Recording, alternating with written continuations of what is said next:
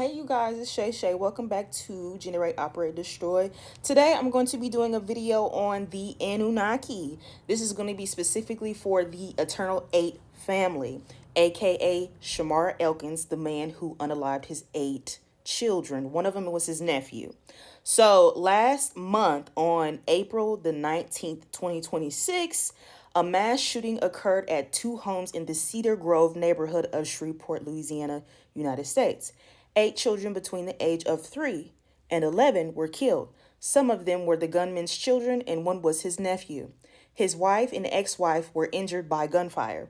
The perpetrator, identified as 31-year-old Shamar Elkins, died from a self-inflicted gunshot wound after a confrontation with the police following a carjacking and a chase into Bossier City, Louisiana. So stay tuned and I will explain to you what I did in the astral realm for these 8 children and Shamar Elkins and who they really are. Stay tuned. Okay, so I want you guys to pay attention to the dates. The first incident is April 19, 2026, okay? My first vision that I had on this particular family was May 2nd, 2026 at 3:44 a.m., okay? I took a black family into a home. It was a small little middle-class home with steps that you entered to get into the home. There were several children that were black and a man and a woman that were in the home, like a family, okay? The children, they all had backpacks on with their belongings, and I got them situated into their designated rooms. They had toys. They had food that was there. They had entertainment. They had all the things that they need inside of this house. They were like, where's the food? Where's this? And I said, we have all that here, honey. We have that all here.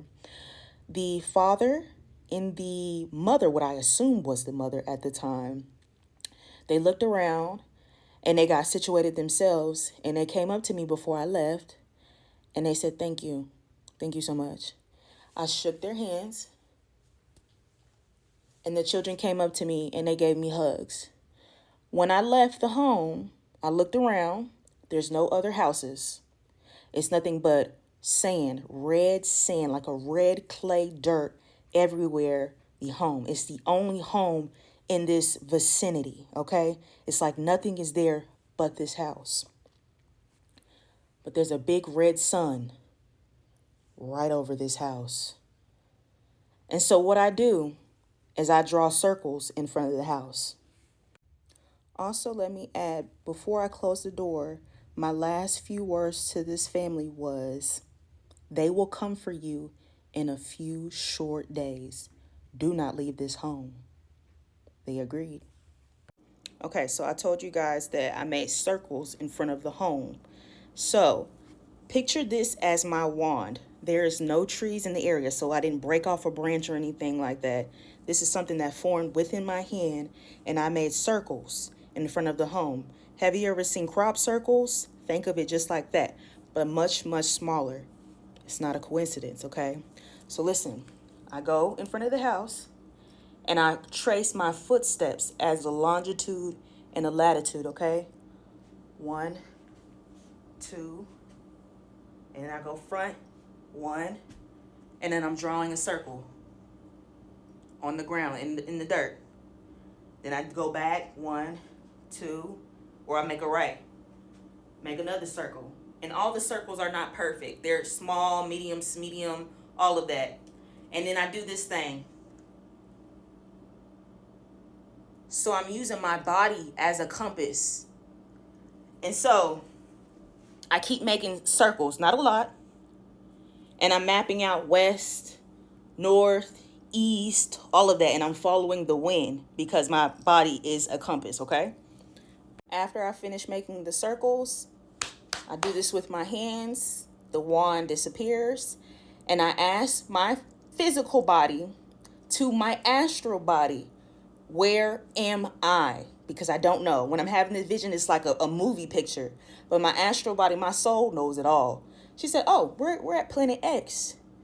Planet Nibiru? Now, I have been to Planet Nibiru before. And this is my second time sending a family to this planet. Stay with me. The first time that I sent another black family to planet Nibiru was back in March. And it was with another black female pilot. We were both pilots, okay? But we had ships, personal ships, probably like a 6-seater. And these same children, mamas and daddies, had their personal belongings that they liked here in the physical realm. I weighed their bodies, and then I told them to get on the ship. There's a second girl that I shared this same dream with. Her name is Justice. If your name is Justice and you have a drinking problem, I'm going to tell you to get off that liquor. I took Justice. She had another bag for me. I grabbed her head and I told her, I said, you know how much a ship costs?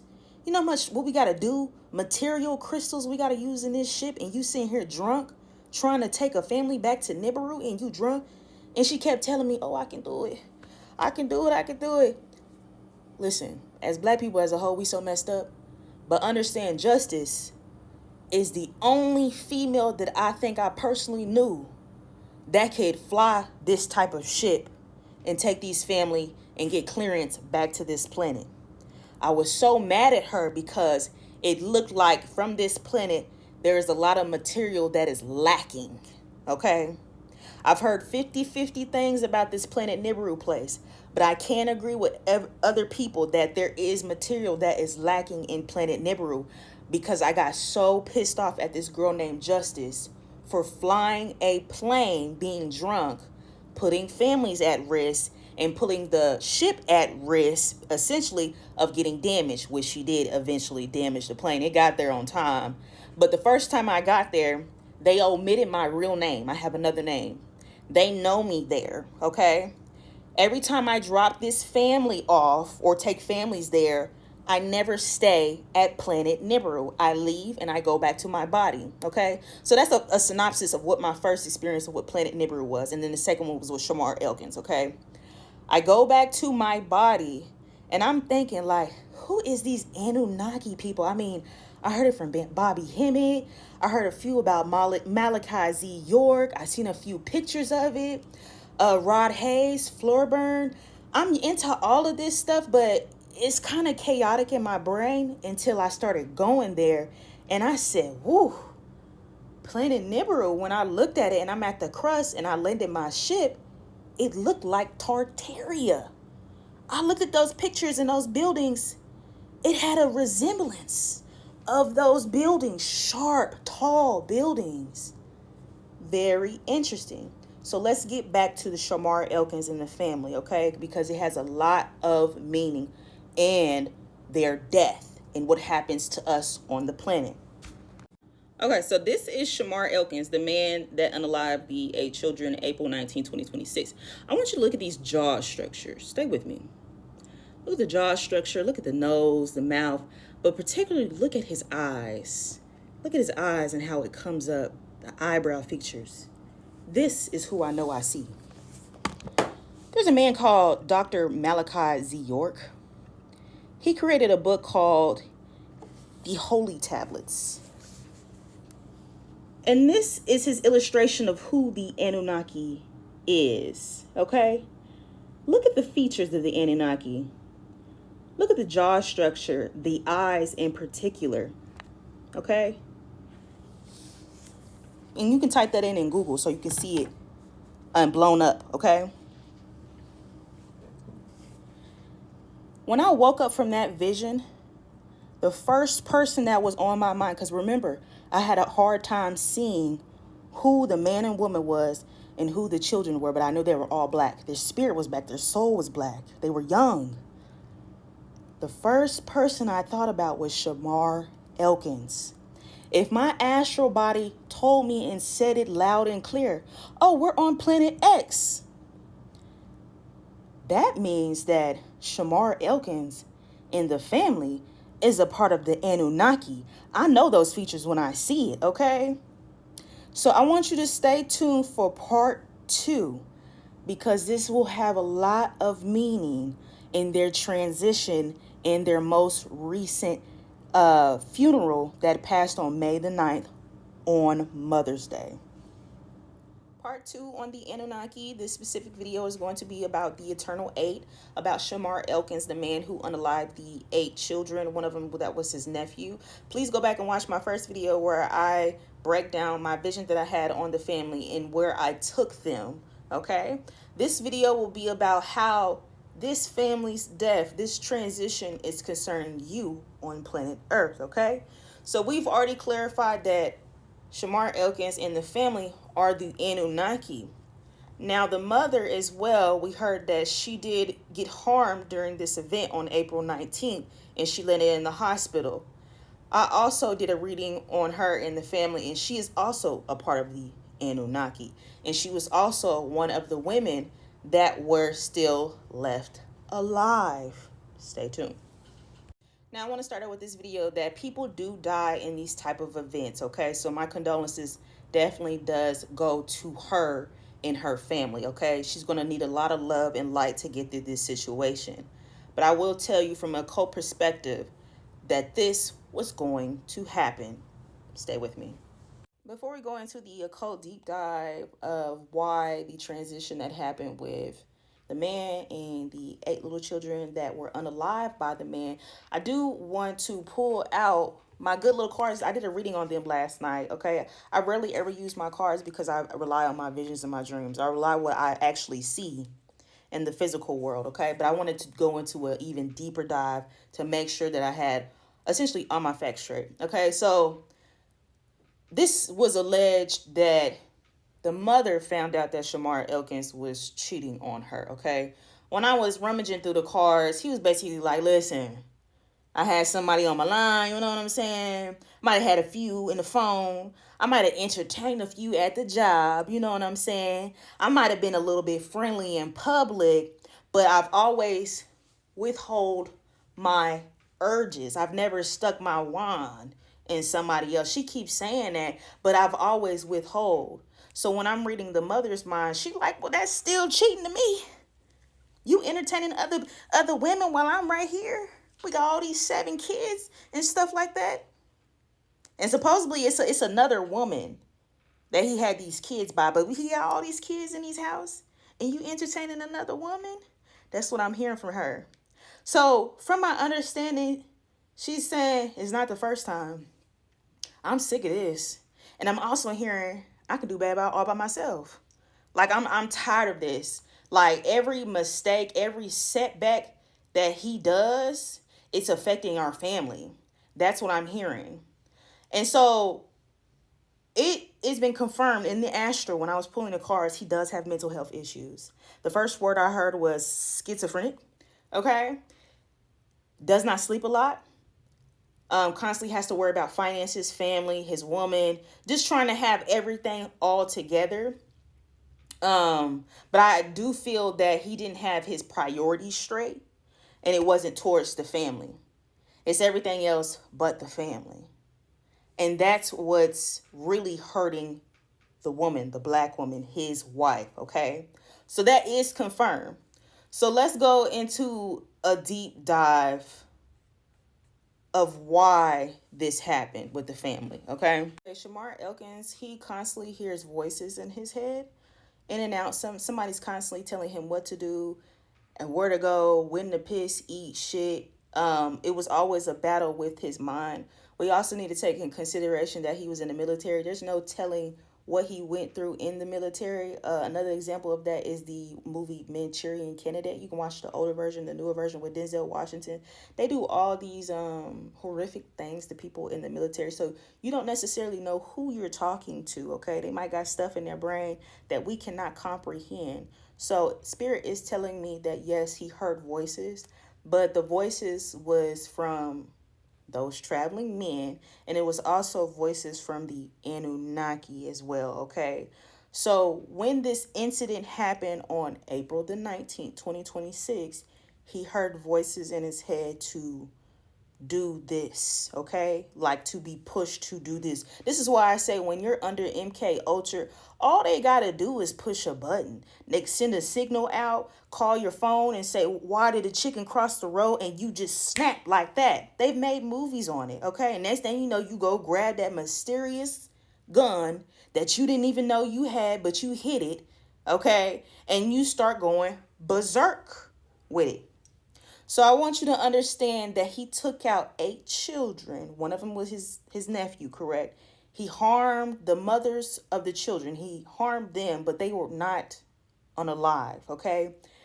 His final death was the being turned on him, okay? He was the 9th one, okay? 8 children total, he was the final one, okay? So I need to talk about that the door number, if you do not remember, I said the door number was 35513. Forbidden, unlucky. They were at a very paranormal type of home, okay?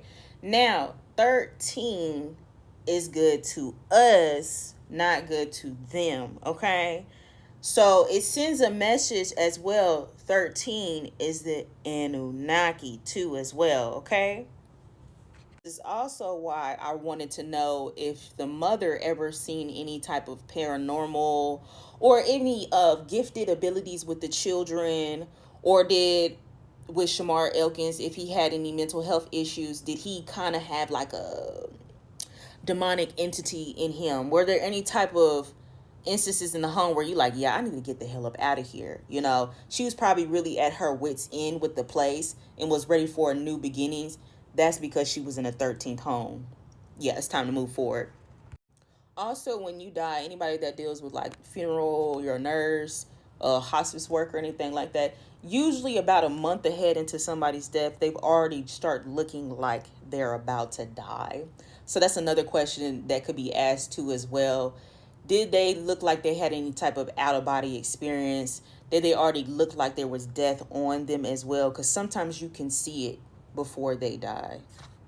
Also, I would like to add that when the mother stated that she was ready to divorce him, he told me that was his 13th reason why. So when he planned this, it wasn't even like a plan, it was just more of like a snap, but it was like something was telling him in his head where to go. It was like a map in his head. Do this here, do that here, run here, okay? Complete the mission.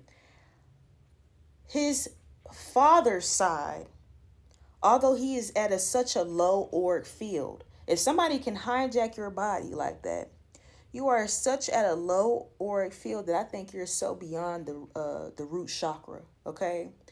You open up your body for these entities to attach to your body, okay? I've been low. I've been very low, but I had to hurry up and get out of that because you are, in fact, in hell, okay?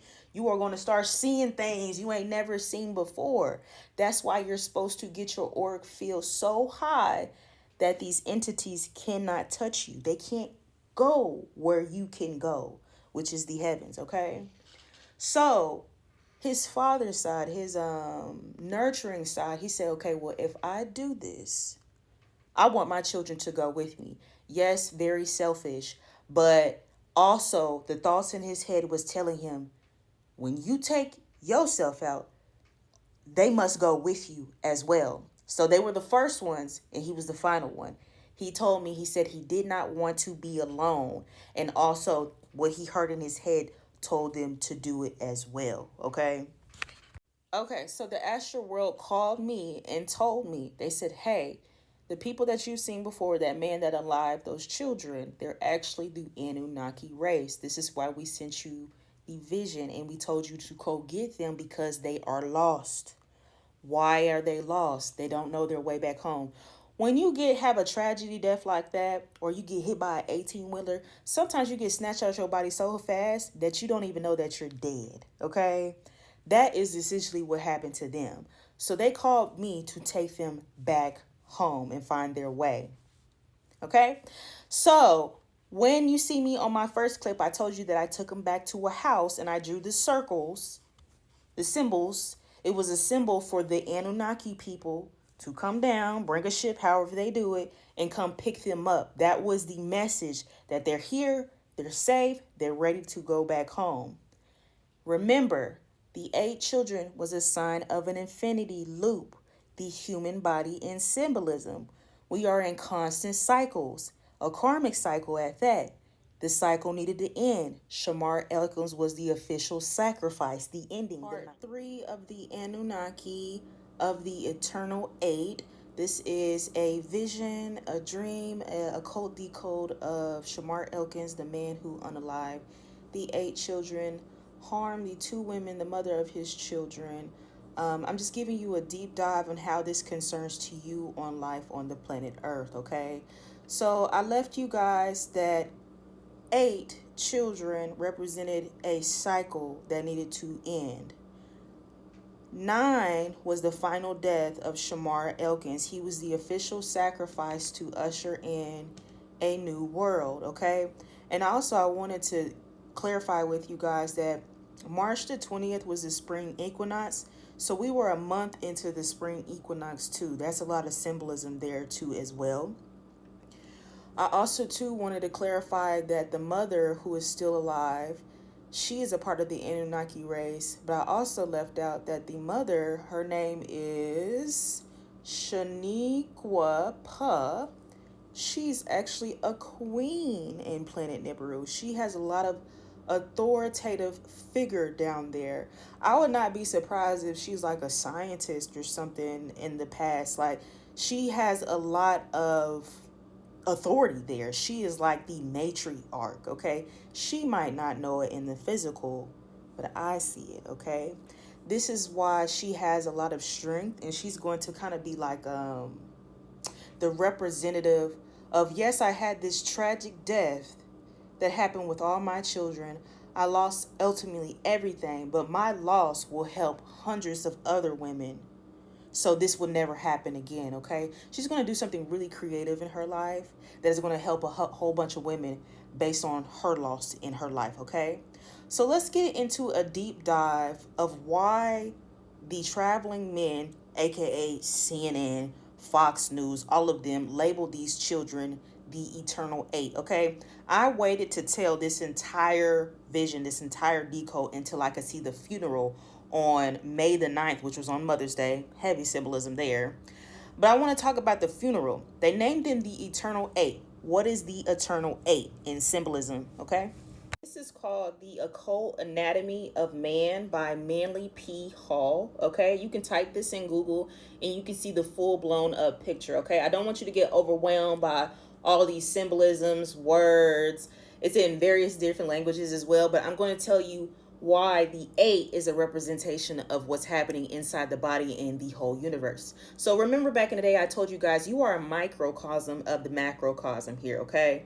If you see in this man here, you see the 7 chakras here, and you see the form of a snake that is wrapping around from the root, right here, the root chakra, all the way to the crown, and he is wearing a crown as well. That is what you call a kundalini right there, a kundalini, the snake on the staff, okay? It's a representation of what's happening in the body, okay? Remember the 2 pillars that you see with Freemasonry? You being the middle pillar that's standing up between the feminine and the masculine. It's all happening within the body. Now, also as well, you see, it's faint, but if you look at a picture, there's circles around the body. Massive, small, medium, large circles representing that you are all that is. You are God. You are the microcosm of the macrocosm. You are the zodiac signs. You are the sun. You are earth. You are all the planets here. You are the water, the fire, the air, the ether here. Everything that it'll explain in this photo is all components that are happening in the body. Even the stories that they tell you in the Bible, I can break that down to you. It's happening in your body. It's happening in your brain as well. But specific to the storyline of the children that got unalive was the 8, the snake, the loop, the infinity, the cycle, okay? As a whole on this planet, we are at the base of the spine, our root chakra. We're in hell, okay? The earth, the great mother told them to break that loop, okay? In order for us to go up to the crown, instead of leaving in our ass, we got to make a cut. We got to cut the cord. Somebody has to be the sacrifice. Somebody has to go along with the script to usher in a new realm for all of us, okay? They signed up to do that job. The children and Shamar and them, the Anunnaki. They made it. The Anunnaki race is telling me that they signed contracts. Okay, it's a contract that they knew was happening. They might have remembered it, but it was a contract that was supposed to happen. Okay, to usher in a new dimension. Okay, now we seeing all this chaos that's breaking out. Supposed to happen. The ship, the Ratatouille, the Hannah Montana virus, and stuff like that. It's all to represent a new realm, a new age. Let's go in about the funeral that happened with the Eternal Eight. Let me read to you what CNN has said about them. They put on crowns and tiaras on these children, okay? So let me tell you, they said this CNN. Let me show you a picture. You see that crown? I'm about to read this part right here. A man carries a tiara slowly down the aisle toward the altar, where it is gently placed on the head of one of the girls killed. One by one, tiaras are laid upon the girls' heads, and crowns are set atop the boys' casket. They didn't put crowns on the boys, but they put crowns on the woman's head. Not the woman, the girls' heads, okay? That symbolism. I can go on a deep dive about even the colors. The men that's holding the tiaras, that's pushing the caskets, they wore white and blue. Heavy symbolic. The doves, the horses that they used, the two beams that they had next to the caskets. But I'm not going to go too far into that. We know that Freemasons, they all over the place. They have to have their foot on everything. Look at the people who actually funded the funeral. Freemasons, 33rds, who call themselves 33rds. And they're not 33rds, the woman is. Let me go straight onto this, okay?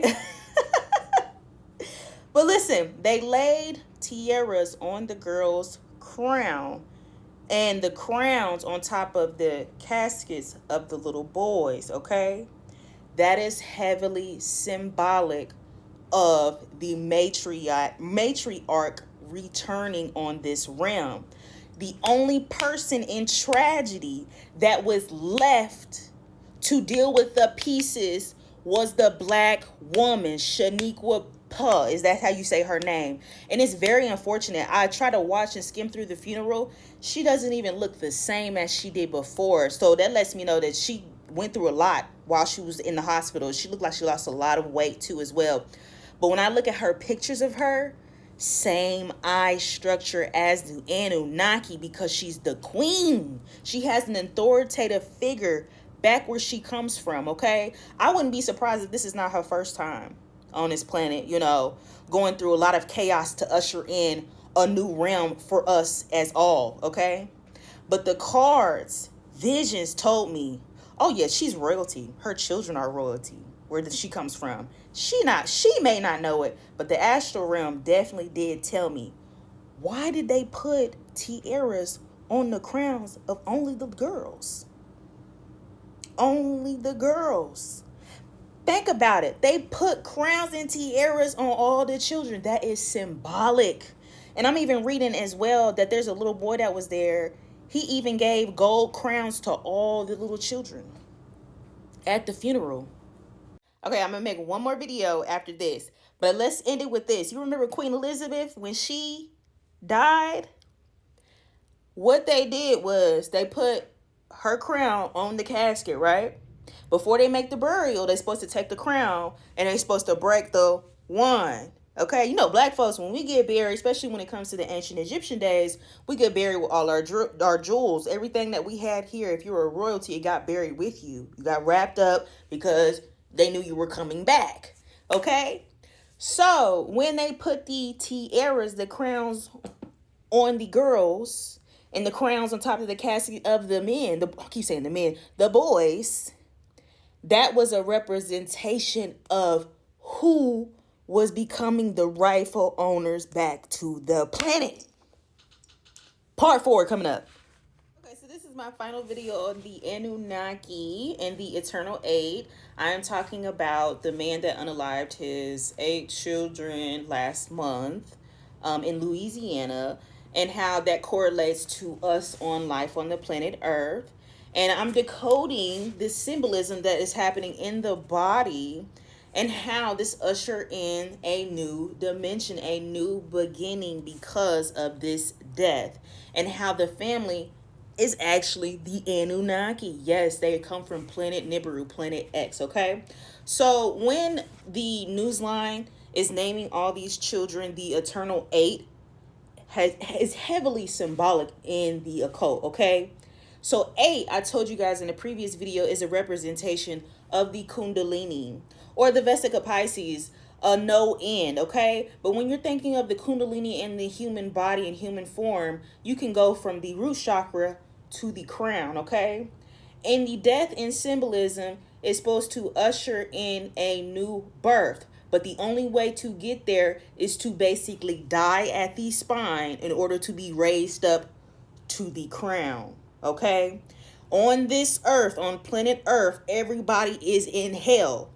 If you do not succeed here and do not want to elevate yourself within consciousness to complete this schoolhouse, you will be forever lost, okay? So right now, the planet Earth is giving us all cheat codes in order for us to ascend. Because once the Great War officially sets through and the Great Mother officially comes down, I promise you, you're going to be going like this, because you're not going to be able to handle the energy, the auric field of these angelic beings that are coming down, okay?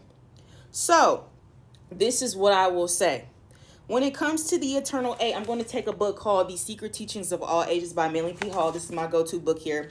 Page 23, the Stoics used to say that there's 8 components to the body. Okay, they named these children the Eternal 8. The Stoics said the soul was said to be composed of 8 parts: the 5 senses, the generative power, the vocal power, and in the 8th, or the hegemonic part. Okay, what is that? The hegemonicon is the heart, okay? I have an entire book called What Will Your Heart Weigh? When your heart is weighed against the feather, it needs to be as light as the feather, because the lower that we are down in our kundalini, the lower hell, the more we are materialized into this physical realm where we're being weighed down. The higher you go, the less you will weigh, because your heart will be as light as the feather. No grief, no trauma. You did the work, okay? Now you enter into the heaven realm, a new dimension, okay? So listen, when it comes to these 8 parts, he's talking about the hegemonicon, the heart, sight, hearing, smell, taste, touch. The vocal part is your speech, and then your generative part is this right here, down here, ladies. The reproductive faculty, our parts here. That makes 8 components to us all. Again, I told you that you are God. You are all that is, okay? You have no end, but you also have choice. Let's read another section here. Okay, this is page 20. Pleasure, furthermore, is limited wholly to the moment. Now is the only time. Okay? The past cannot be regarded without regret, and the future cannot be faced without misgiving. Therefore, neither is conducive to pleasure.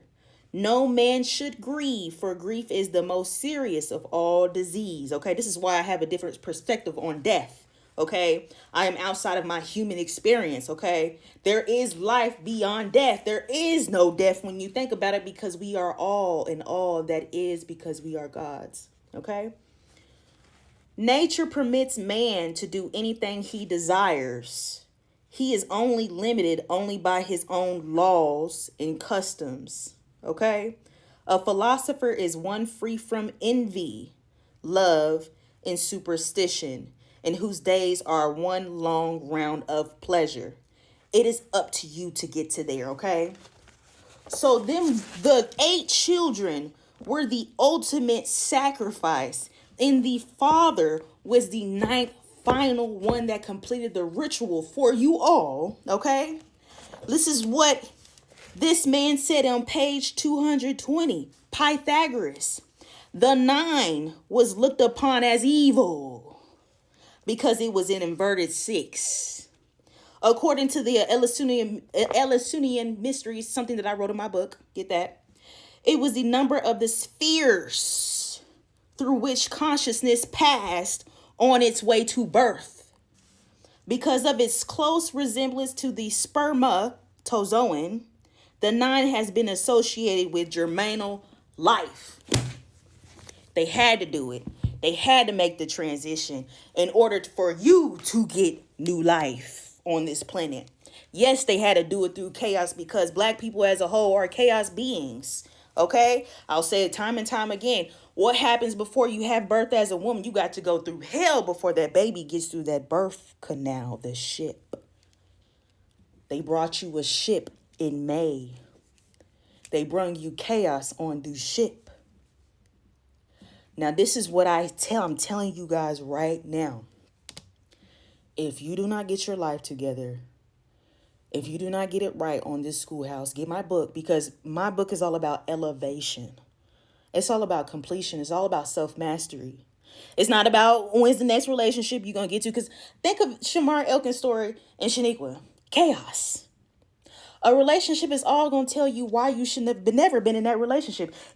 All it's going to tell you is that, damn, I should have focused on myself. All these kids that I didn't have, damn, I should have focused on myself. Especially when you can't take care of them, okay? All that's going to do is bring you back to self, because this school house is earth. We got to get it right so other earth or other planets can come here and learn too as well. Think about how many reincarnations that we've all had. How many great resets that we've all had on this planet. How many times do we need to keep coming back here to get it right? The great mother said, if you ain't got it right, you ain't got it right. Failed. Next. Okay? So I already broke this down. The 8 was the children, the representation of the Kundalini. The man who did the unaliving of the children completed the ritual. Okay? Ushered in a new realm for the entire planet on the earth. Okay? They gave him a wonderful funeral service, heavily Freemasonic, whatever, in symbolism. But they put the crowns, the tiaras on the head of all the girls, representing that the matriarch was ushering in back on the planet. Things were reverting back to the way it was, the rightful position, instead of upside down. That way, these traveling men that we have on this planet will get their final exit on the planet. This is why they're scrambling. This is why they're giving you new ratatouille viruses, new things that they're trying to do to you to set you back. But the great mother said, stay focused. Look forward. Focus on yourself. The more that you don't pay attention to that bullshit, the better it will get on the planet, okay? It only manifests itself when we as a collective believe it to be true. If we all stop believing in it, it would never manifest on the planet, because we are the microcosm of the macrocosm. We are the numbers. They cannot live without us. So hopefully you do understand that, yes, it was tragedy. Yes, it did happen. But this is what you can do for the children, okay? I would make an ancestral altar for the children. I remember when I first took them into the house for them to get rescued from the Anunnaki, the children were very hungry. The boys wanted to play video games. So if you have any toys or any food, set out a great altar for all the children and wish them safe travels, even a candle or a nice little words of encouragement on their way as well, okay? So I would like to end this video on life on the planet Earth. I want you all to focus on yourself. I want you to master yourself, because there are going to be a lot of changes that happen in life on the planet Earth. The higher we ascend, the lower that the people who have not succeeded on this planet will fail. I want you to succeed. Move forward.